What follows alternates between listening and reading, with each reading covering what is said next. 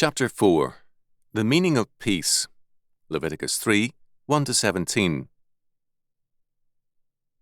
And if his oblation be a sacrifice of peace offering, if he offer it of the herd, whether it be a male or female, he shall offer it without blemish before the Lord.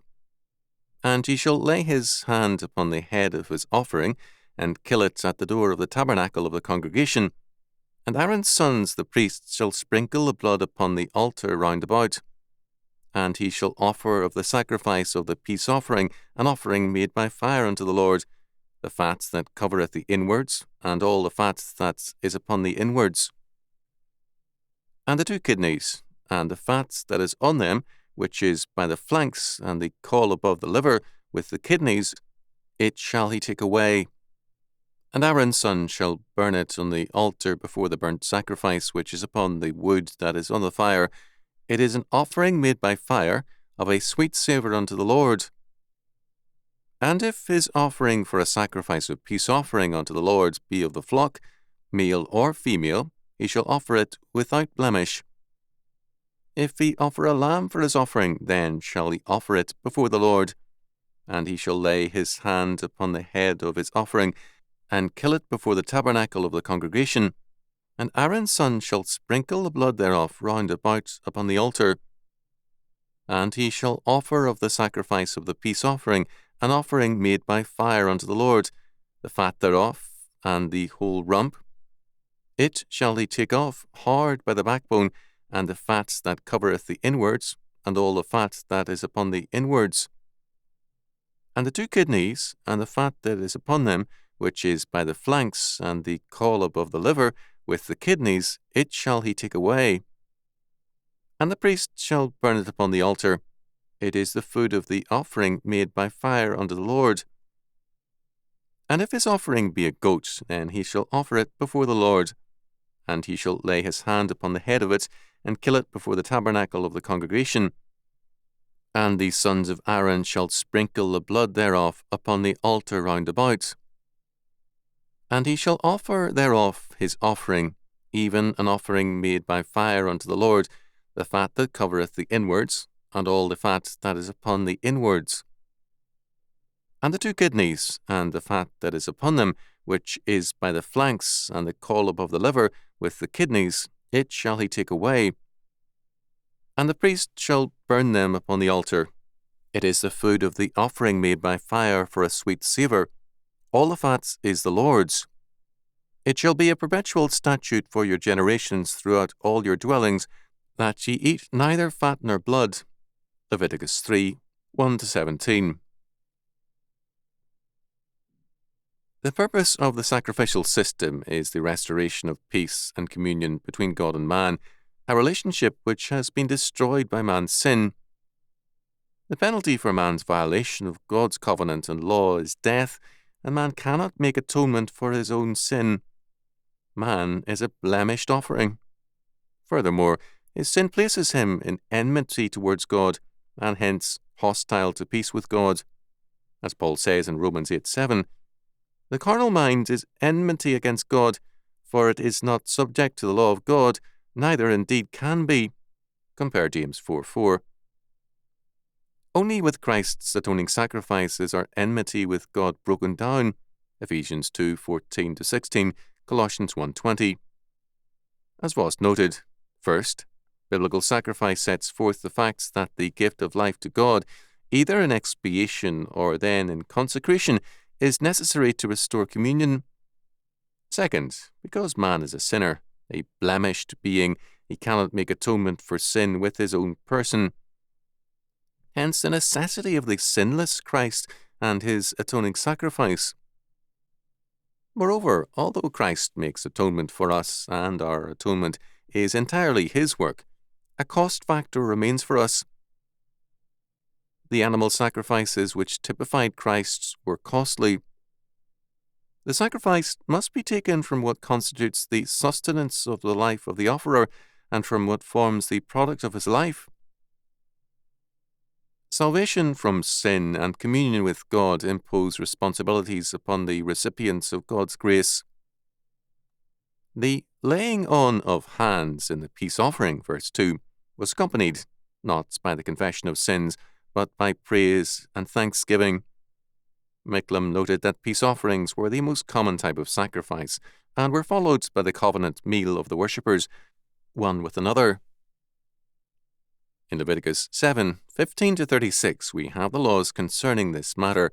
The peace offerings and the believer's meal and the priest's portion are cited. Fat and blood are cited as forbidden foods. Harrison has noted that parasites are sometimes found in tissues of even the clean animals. In the peace offering, the priest dashed the blood against the sacrificial altar, but the worshipper killed the animal. Verses 2:8-13. For most modern men, this would be an unpleasant, if not very distasteful task. For farmers and herders, this would be a routine matter. For them, it was a reminder of the necessity of death for peace with God. The implications of this are apparent in the episode of Phinehas, Numbers 25:1-18. To destroy Israel, whom they could not expect to defeat in battle, the Moabites resorted to a devious method.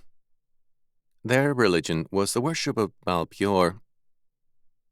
We know very little about this particular form of Baalism other than the two activities which accompanied Israel's part in it.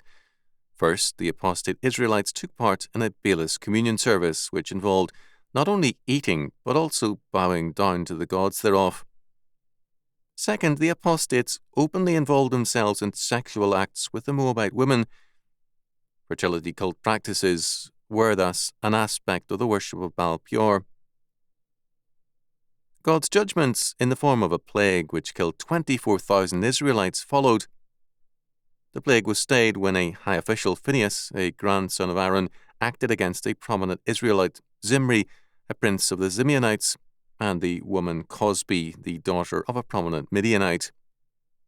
When Phinehas saw their clear defiance of God's law, he entered the tent and thrust both of them through, the man of Israel and the woman through her belly.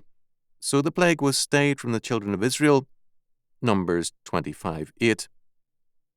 Psalm 106:28-31 celebrates this fact.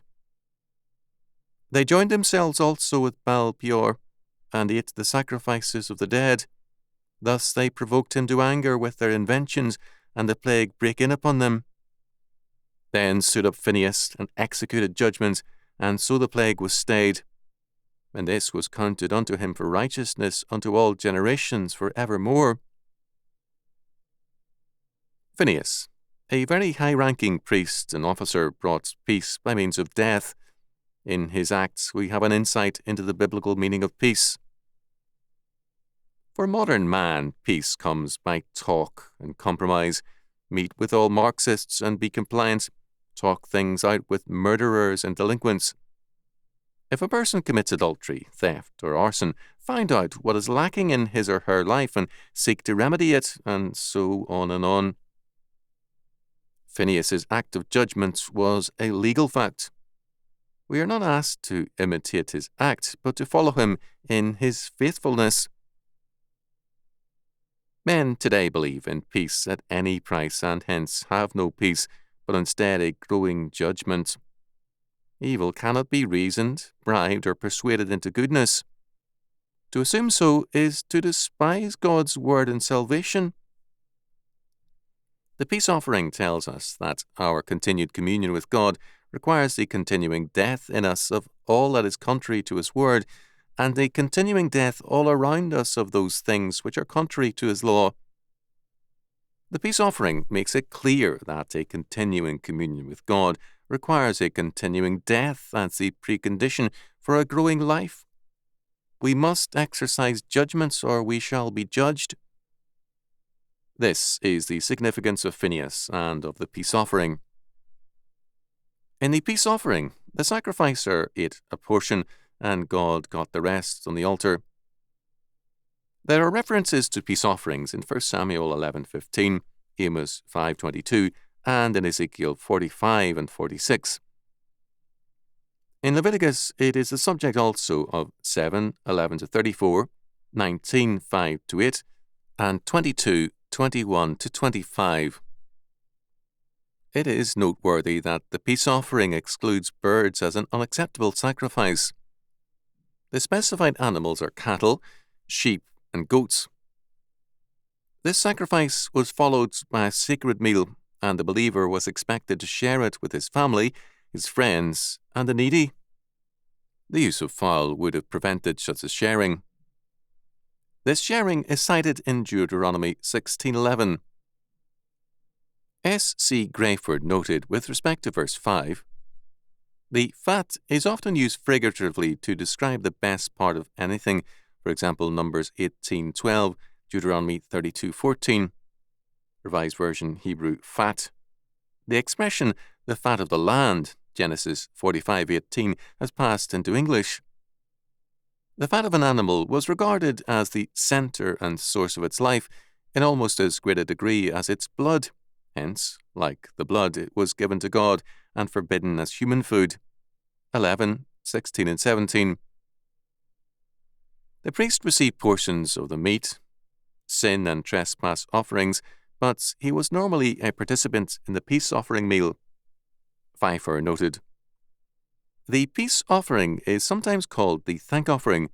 While in all the offerings there is a recognition and consciousness of sin and the need for atonement, the peace offering stresses that fellowship which is the portion of the individual who is in a right fellowship with God. The peace offering appears to have invariably followed other sacrifices. This is true on the occasion of the consecration of Aaron and his sons, Leviticus 8, and the services of the Day of Atonement, Leviticus 16. Those sacrifices which set forth the concept of atonement from sin logically precede those which stress the joy of fellowship in holy things. It is significant that the altar is also called in Malachi 1:7 the table of the Lord. Communion comes through atonement and flourishes in our thanksgiving. The altar was a covenant table, making possible, through atonement, a covenant feast. The reference in verse 9 to the rump is actually to the tail of a particular variety of sheep. The tail in the summer and fall stores food to enable the sheep to live through the snowbound winter months with their limited fare.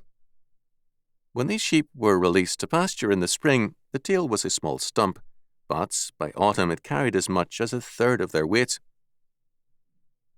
My father, who as a boy tended such sheep on the mountain next to Ararat, said that, as the tail grew, it became necessary to put a wheel or some like device under it, attached securely to the tail.